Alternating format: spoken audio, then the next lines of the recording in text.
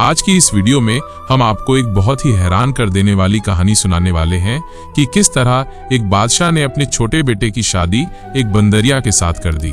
आखिर शहजादे ने ऐसी कौन सी खता की थी जो बादशाह ने उसकी शादी एक बंदरिया के साथ कर दी, और फिर जो कुछ भी हुआ वो सब आप आज की इस वीडियो में जानेंगे। आज की ये वीडियो बहुत ही इंटरेस्टिंग और अनोखी है, तो आप इस वीडियो को मुकम्मल जरूर देखिएगा। साथ ही वीडियो को लाइक, पेज को सब्सक्राइब जरूर करें। साथ ही कमेंट करके जरूर बताएं कि आप लोग किस किस शहर से या मुल्क से वीडियो को देख रहे हैं। तो चलिए वीडियो शुरू करते हैं। पुराने वक्त की बात है, किसी दूर दराज के मुल्क में एक बादशाह हुकूमत करता था। बादशाह के 3 बेटे थे और अब तीनों जवान हो चुके थे, तो बादशाह और मल्लिका को उनकी शादी की फिक्र हुई। बादशाह के तीनों बेटे बहुत ही बहादुर थे, वो हर फन में माहिर थे। उस वक्त में उन जैसा बहादुर कोई न था, चाहे तीरंदाजी हो या घुड़सवारी हो या तलवारबाजी हो, शहजादे हर काम में अपनी मिसाल आप थे। मुल्क की रियाया भी खुशखुर्रम जिंदगी बसर कर रही थी, किसी किस्म की परेशानी न थी।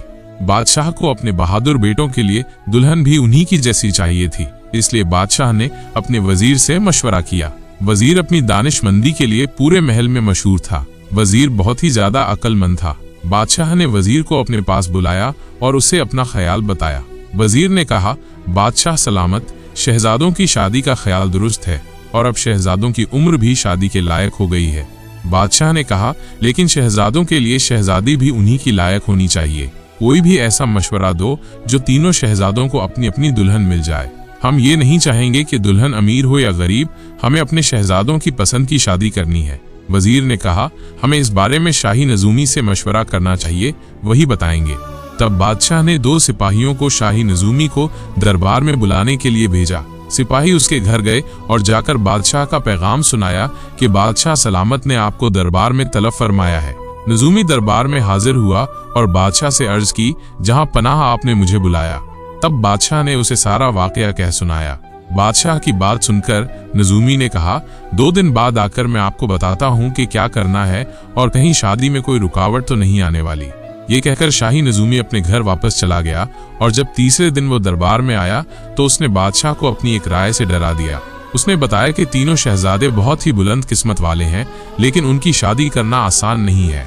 आपके एक शहजादे की शादी में बहुत ही ज्यादा मुश्किलात आने वाली हैं, लेकिन वो लड़का कौन है ये मैं आपको नहीं बता सकता। आप ऐसा कीजिए, इनको मेरे साथ जंगल में भेज दीजिए, मैं कोई तरकीब करता हूँ। इसके बाद बादशाह ने ऐसा ही किया और उसने नजूमी के साथ तीनों शहजादों को जंगल में भेज दिया। वहां पर एक दरख्त के पास जाकर नजूमी ने कहा, तुम तीनों बहुत ही बहादुर हो और बहुत ही अच्छे तीरंदाज माने जाते हो। चलो अपनी अपनी कमानों से तीर निकालो और आंखें बंद करके एक एक तीर इस दरख्त की तरफ छोड़ दो। जिस भी शहजादे का तीर जिस तरफ भी जाएगा, उस तरफ की शहजादी के लिए उस शहजादे के साथ शादी का पैगाम भेज दिया जाएगा।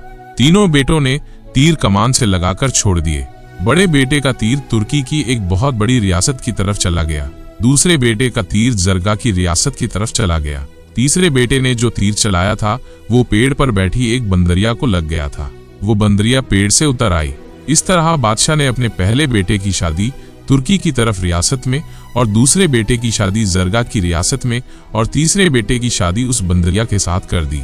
बादशाह का तीसरा बेटा, जिसको सब सुलेमान कहते थे, बहुत ही ज्यादा उदास था, लेकिन वो शर्मिंदा था कि उसकी शादी एक बंदरिया के साथ हुई है। लेकिन उसकी मजबूरी थी, वो अपने वालिद की बात को नहीं टाल सकता था, इसलिए वो खामोश हो गया। सभी शहजादों की शादी बहुत ही ज्यादा धूमधाम से हुई। मुल्क में कई दिनों तक जश्न चलता रहा। महल में भी बहुत ज्यादा खुशियां मनाई गईं, मगर शहजादों की ख्वाहिश उनको रहने के लिए अलग अलग महलों के इंतजामात कर दिए गए।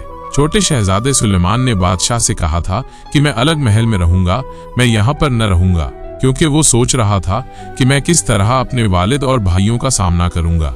मेरे भाई अपनी बीवियों के साथ खुश रहेंगे और मुझे अब इस बंदरिया के साथ जिंदगी बसर करनी होगी। क्योंकि सभी शहजादे अलग अलग महल चाहते थे, इसलिए दोनों बड़े और छोटे शहजादे सुलेमान के लिए अलग अलग महल का इंतजाम कर दिया गया। शहजादे सुलेमान और बंदरिया अपने महल में रहने लगे। दोनों बड़े शहजादे अपनी अपनी बीवियों के साथ बहुत ही खुश थे और अपने अपने महल में हंसी खुशी जिंदगी बसर कर रहे थे।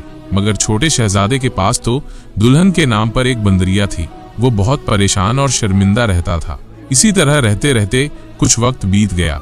एक बार बादशाह और उनकी मल्लिका ने कहा कि हम अपनी बहुओं का सलीका देखना चाहते हैं, लिहाजा उनको एक एक रूमाल कढ़ाई करने के लिए दिया गया। दोनों बहुएं अपना अपना हुनर दिखाने के लिए बहुत ही मेहनत से रूमाल पर खूबसूरत बूटे बनाने लगीं, लेकिन छोटा शहजादा बहुत ही शर्मिंदा हुआ। उसने सोचा कि मेरी बीवी तो एक जानवर है, एक बंदरिया है, उससे ये सब कुछ कहाँ होने वाला है। वो परेशानी के आलम में अपने महल में टहल रहा था कि बंदरिया उसके पास आई और उससे पूछा, आप क्यों उदास हैं? शहजादे ने उसे कुछ न बताया, चुपचाप वैसे ही बैठा रहा। जब बंदरिया ने ज्यादा इसरार किया तो शहजादे ने उसे बताया कि अम्मा हुजूर और अब्बा हुजूर अपनी बहुओं का हुनर देखना चाहते हैं और उन्होंने उन दोनों अपनी बड़ी बहुओं को भी रुमाल कढ़ाई करने के लिए दिए हैं। वो देखना चाहते हैं कि कौन ज्यादा अच्छा रुमाल कढ़ाई करके देता है। जब ये बात बंदरिया को पता चली तो उसने शहजादा सुलेमान से कहा कि जाओ और वो रुमाल लेकर आओ, मैं रुमाल पर कढ़ाई कर लूंगी। शहजादा रुमाल ले आया और बंदरिया अब रुमाल पर कढ़ाई करने लग गई। जब सब रुमाल बनकर तैयार हो गए तो बादशाह और मल्लिका को इत्तला दी गई। बादशाह और मल्लिका सहन में आए, जहां पर वो तीनों रुमाल खूबसूरती से सजाए गए थे। सब खूबसूरत कढ़ाई में सजे हुए थे। बादशाह और मल्लिका ने तीनों बहुओं के अलग अलग रुमाल देखे। तीनों ने बहुत अच्छी कढ़ाई की थी, लेकिन जो कढ़ाई छोटे शहजादे की बीवी बंदरिया की थी वो बहुत ज्यादा सुंदर थी। उसको देखकर बादशाह और मल्लिका हैरान रह गए। दोनों बड़ी बहुओं को भी बहुत बड़ा धक्का लगा कि ये बंदरिया कैसे हम दोनों से अच्छी कढ़ाई कर ली। वो दोनों गुस्से से आग बबूला हो गई, लेकिन उन्होंने कुछ न कहा और चुपचाप वहां से चली गई। इसी तरह कुछ अरसा और बीत गया। एक दिन मल्लिका ने बादशाह से कहा कि मैं मुलाजिमों के हाथ का खाना खा खा कर तंग आ चुकी हूँ, मैं अपनी बहुओं के हाथ का खाना खाना चाहती हूँ। इस तरह हम अपनी बहुओं के हाथों का हुनर भी देख लेंगे कि वो किस तरह का खाना बनाती हैं।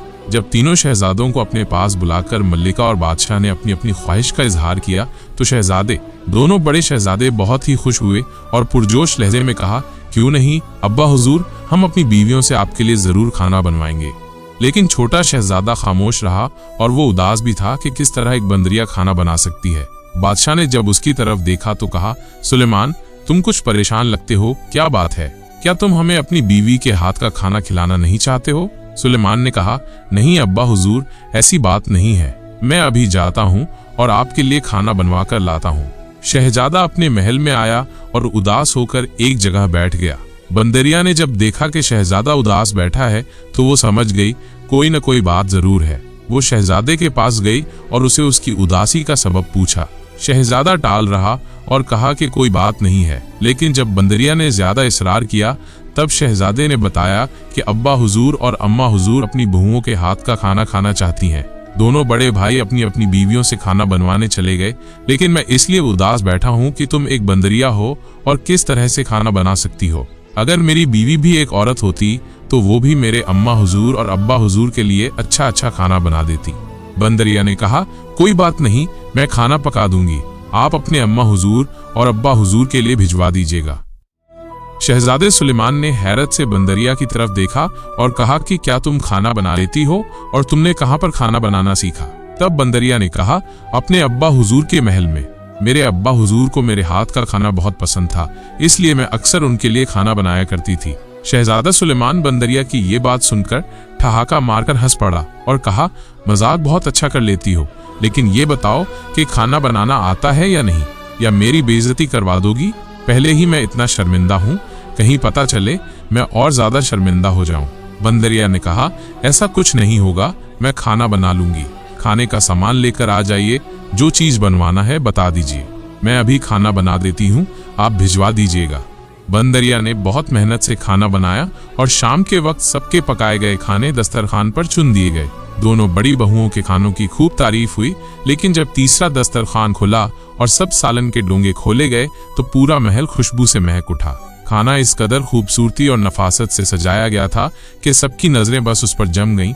और जब वो रोज मल्लिका और बादशाह बारी बारी सबके महल गए और अपनी बहुओं से बहुत खुश हुए। उसके बाद वे बंदरिया के घर आए, जहां पर बंदरिया के महल की साफ सफाई और उसका सलीका देखकर वे बहुत खुश हुए और उन्होंने बंदरिया की खूब तारीफ की। उसके बाद मल्लिका और बादशाह अपने घर चले गए। मल्लिका और बादशाह ने एक बार फिर अपने बेटों को अपने पास बुलाया और कहा, हमारा दिल चाहता है कि हम सबको एक साथ देखें और हम सब एक साथ एक दिन महल में बिताएं। इस बार छोटा शहजादा रो पड़ा। उसने सोचा, खाने तक और रुमाल तक और घर आने तक तो बात ठीक थी, मगर जब सब बहुएं एक जगह इकट्ठी होंगी तो इन हसीन शहजादियों के बीच में मेरी बंदरिया बीवी कैसे जाएगी। लेकिन वो बादशाह और मल्लिका से इनकार ना कर सका और अपने महल में लौट आया। जब बंदरिया ने शहजादे को उदास देखा तो उसके पास आई, लेकिन शहजादा गुस्से से बंदरिया पर बरस पड़ा और कहा, कैसे हर वक्त मेरे आसपास मंडराती रहती हो, जाओ यहाँ से और अपना काम करो। बंदरिया ने कहा, मैं तो सिर्फ आपकी परेशानी को जानने आई थी, शायद मैं उसको हल कर सकूं। शहजादा सुलेमान गुस्से से आग बबूला हो गया और कहा, मेरी परेशानी तो तुम हो, पता नहीं कौन सी घड़ी थी जो मेरा तीर उस दरख्त पर जाकर लग गया और मेरी शादी तुमसे हो गई और तुम मेरे पल्ले बंध ही गई।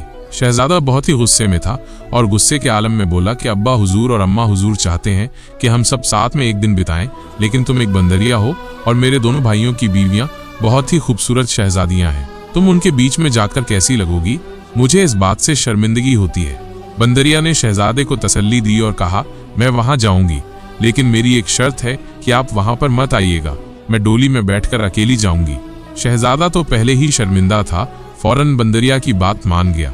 एक एक करके तीनों की पालकियां महल के सामने पहुंच गईं। सबसे पहले सबसे बड़ी दुल्हन पालकी से उतरी, जो बेहद ही हसीनो जमीन लड़की थी और गुलाबी लिबास में बहुत ही खूबसूरत लग रही थी।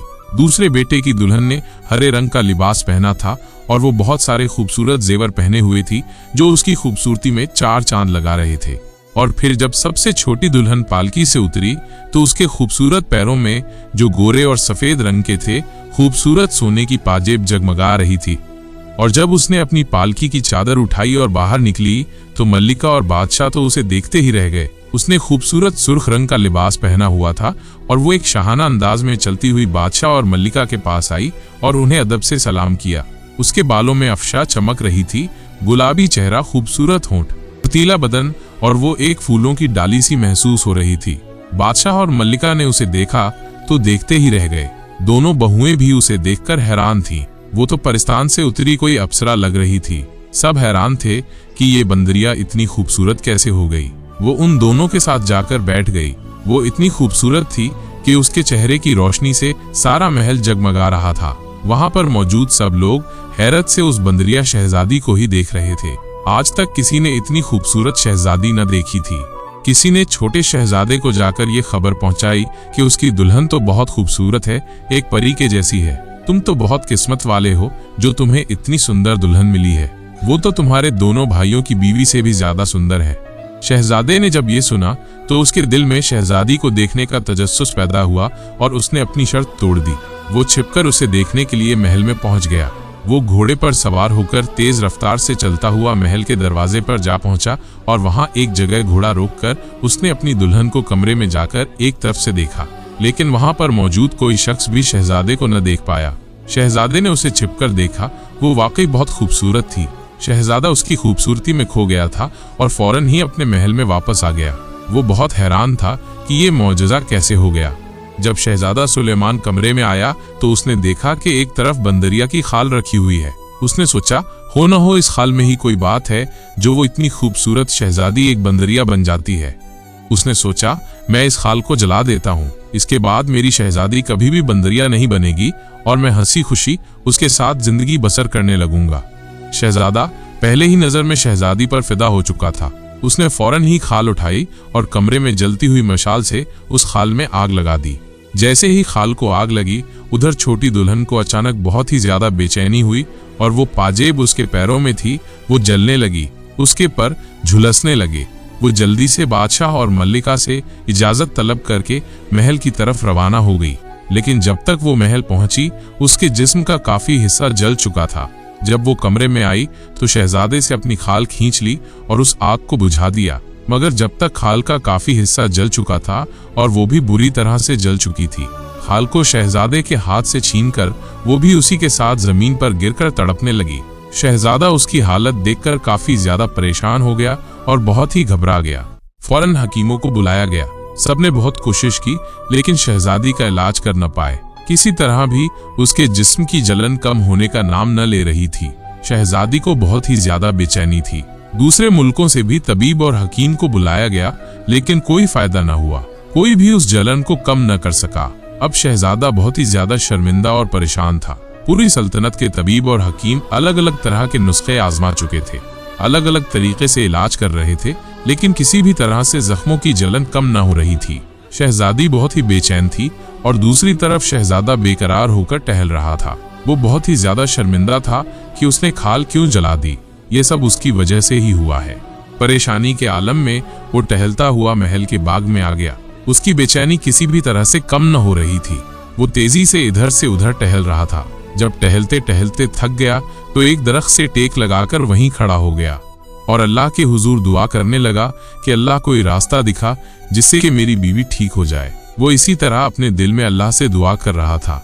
इतनी देर में उसे दो परिंदों के आपस में बात करने की आवाज आई। उसने नजर उठाकर देखा तो पेड़ पर दो चिड़ियां आपस में बातें कर रही थीं।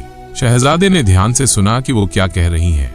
एक चिड़िया दूसरी चिड़िया से बोली कि तुमने देखा किस तरह छोटे शहजादे सुलेमान की बीवी आग से झुलस गई है। तो दूसरी ने कहा, हाँ, बेचारी बहुत बेचैन है। तो पहले वाली चिड़िया बोली कि वो तो बंदरिया थी और वो बंदरिया से इंसान कैसे बनी।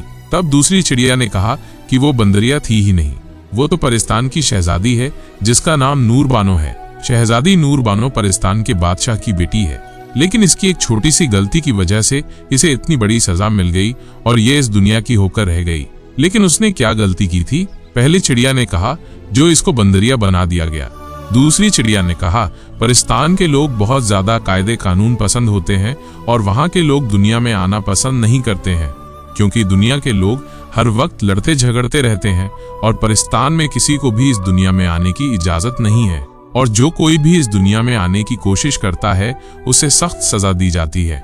मगर क्योंकि शहजादी नूर बानो परिस्तान के बादशाह की लाडली बेटी है तो उनकी हर जिद उनके मुंह से निकलने से पहले ही पूरी कर दी जाती थी। इसी तरह एक मर्तबा शहजादी नूर बानो ने दुनिया में आकर घूमने की, सैर करने की जिद की, लेकिन बादशाह ने ये जिद पूरी न की और इस बात से साफ इनकार कर दिया। लेकिन शहजादी नूर बानो परिस्तान के बादशाह की बेटी थी जिनके सब नाज नखरे उठाए जाते थे, इसीलिए ये बहुत ज्यादा जिद्दी भी हो गई थी और अपनी जिद के आगे शहजादी ने किसी की न मानी और अपने वालिद वालदा को बिना बताए इस दुनिया की सैर के लिए परिस्तान से बाहर आ गई। लेकिन जब मल्लिका और बादशाह को ये बात पता चली तो उन्हें बहुत गुस्सा आया कि हमने शहजादी की हर जिद पूरी की है, लेकिन परिस्तान के कानून को तोड़कर हम शहजादी को बाहर जाने की इजाजत नहीं दे सकते थे और अब जो सजा सबको दी जाती है वही सजा शहजादी नूर बानो को भी दी जाएगी, ताकि परिस्तान का कोई दूसरा बाशिंदा ऐसी गलती न करे। और इस तरह शहजादी नूर बानो को परिस्तान के कायदे कानून को तोड़कर इस दुनिया में सैर करने के सबब बादशाह ने गुस्से में आकर उसे बंदरिया बना दिया और इसी जमीन पर फेंक दिया ताकि वो कभी परिस्तान वापस न जा सके। तब से वो बंदरिया की तरह ही इस दुनिया में रह रही थी। लेकिन इत्तेफाक से छोटे शहजादे सुलेमान का तीर शहजादी नूर बानो को लग गया, जिससे सुलेमान की शादी नूर बानो से हो गई। लेकिन अब क्या होगा इस जख्म का? क्या कोई इलाज नहीं है? कोई तो इलाज होगा, पहली चिड़िया ने कहा। तो दूसरी चिड़िया बोली, हाँ, जिस पेड़ पर हम बैठे हैं अगर इस पेड़ का फल पीसकर शहजादी के जख्मों पर लगाया जाए तो वो ठीक हो जाएगी। लेकिन ये दुनिया वाले लोग हैं, महंगी महंगी दवाइयाँ तो खरीदते हैं लेकिन पेड़ पौधों की कदर नहीं करते जिनमें हर मर्ज की दवा मौजूद है। शहजादे ने अपना चेहरा ऊपर की तरफ उठाया और चिड़ियों का शुक्रिया अदा किया। उसने पेड़ से फल चुने और महल वापस आ गया। नौकरों की इतनी बड़ी फौज होते हुए भी शहजादे ने अपने हाथों से वो फल पीसकर मरहम तैयार किया और अपनी दुल्हन के जख्म पर लगाने लगा। हैरत अंगेज तरीके से शहजादी के जख्म ठीक होने लगे और फिर कुछ ही देर में वो अच्छी हो गई, लेकिन वो हर वक्त उदास और खामोश रहती थी। इसी तरह 3 दिन का वक्त गुजर गया। शहजादी बिस्तर पर उदासी के आलम में बैठी थी और वहीं करीब ही कुर्सी पर शहजादा मौजूद था। इतनी देर में कमरे में एक रोशनी सी हुई और परिस्तान के बादशाह और मल्लिका वहां पे आ गए। शहजादी ने जब उन्हें देखा तो वो जल्दी से उठी और उनके कदमों में बैठकर रोने लगी और माफी मांगने लगी। परिस्तान के बादशाह ने उसको उठाकर गले से लगा लिया और बोले, बेटी, तुमने बहुत तकलीफ उठा ली, अब हमने तुम्हारी खता को माफ कर दिया है। रानी ने भी बेटी को गले लगाया और शहजादे के सर पर भी हाथ फेरा। परिस्तान के बादशाह और मल्लिका ने शहजादे और शहजादी को खूब दुआएं दी और कहा कि अगर तुम लोग चाहते हो तो हमारे साथ परिस्तान चलो और वहीं पर जिंदगी बसर करना, वहां पर तुम्हें किसी भी किस्म की कोई तकलीफ ना होगी। लेकिन शहजादे ने वहां जाने से इनकार कर दिया और कहा कि वो इसी मुल्क में रहकर अपने वालिद और वालदा की खिदमत करना चाहता है। परिस्तान के राजा ने इसकी बात पर खुशी का इजहार किया और कहा, कोई बात नहीं, तुम यहाँ पर ही हंसी खुशी जिंदगी बसर करो। इसके बाद परिस्तान के बादशाह और मलिका ने शहजादे और शहजादी को ढेर सारी दुआएं दी और वहां से वापस चले गए। उनके जाने के बाद शहजादी बहुत खुश थी कि उसके वालिद और वालदा उससे मिलने आए। शहजादा भी शहजादी को देखकर खुश था। शहजादा शहजादी के पास आया और उसने उससे माफी मांगी। शहजादी ने भी शहजादे सुलेमान को माफ कर दिया और फिर दोनों हंसी खुशी जिंदगी बसर करने लगे। तो प्यारे दोस्तों, ये थी हमारी आज की कहानी। आपको ये कहानी कैसी लगी कमेंट करके जरूर बताएं। क्या आपने इससे पहले भी इस कहानी को सुना था? अपने दादा दादी, नाना नानी या किसी भी बड़े से कमेंट करके बताएं। साथ ही इस वीडियो को लाइक करें। मैंने तो ये कहानी बचपन में अपनी नानी से सुनी थी। आपने किससे सुनी हमसे जरूर शेयर करें और करीबी लोगों के साथ इस वीडियो को शेयर भी जरूर करें और बचपन की यादें ताज़ा करें। नए आने वाले लोगों से गुजारिश है कि हमारे चैनल को सब्सक्राइब करें।